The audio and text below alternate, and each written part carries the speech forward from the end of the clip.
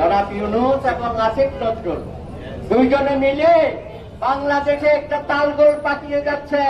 কেন? 18 কোটি মানুষ আপনাদেরকে ক্ষমা করবে না।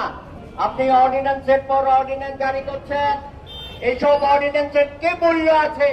আগামীতে যারা সরকার গঠন করবে নির্বাচিত প্রতিনিধিরা এইসব অর্ডিন্যান্স যদি ফেলে দেয় তখন আপনাদের কি অবস্থা হবে? তখন তো জনগণ আপনাদেরকে বিচার চাইবে।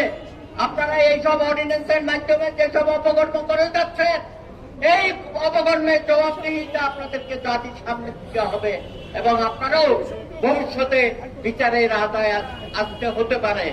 তাই দয়া করে বিচারপতি নিয়োগের যেসব কার্যক্রম গ্রহণ করেছেন, আমরা আইনজীবী সমাজ মনে করি এটা সংবিধানের পরিপন্থী এবং যেসব ঘটনা আপনারা ঘটাচ্ছেন আমরা দেখতে পাচ্ছি।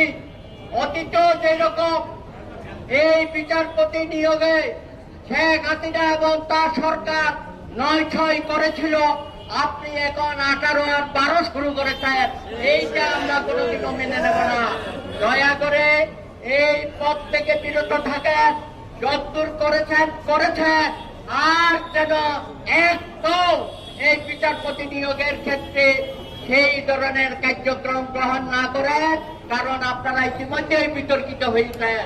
সুতরাং বিতর্কিত কোন কমিটি, যাচাই বাছাই কমিটি বাংলাদেশের সর্বোচ্চ আদালতে বিচারপতি নিয়োগ দেবে, আইনজীবী সমাজ সেটা কখনো মেনে নেবে না। আপনি আমাদের মেসেজটা পেয়ে যাচ্ছেন। না হলে সারা বাংলাদেশের 80,000 আইনজীবী ঐক্যবদ্ধভাবে আপনাদের এই ধরনের কার্যক্রমকে আমরা রুখে দিতে বাধ্য হব। ধন্যবাদ। সানবিট সব দিবে সামাল। সানবিট ম্যাজিক প্রেস ডিশওয়াশিং এর মাথা ঘোরানো সলিউশন।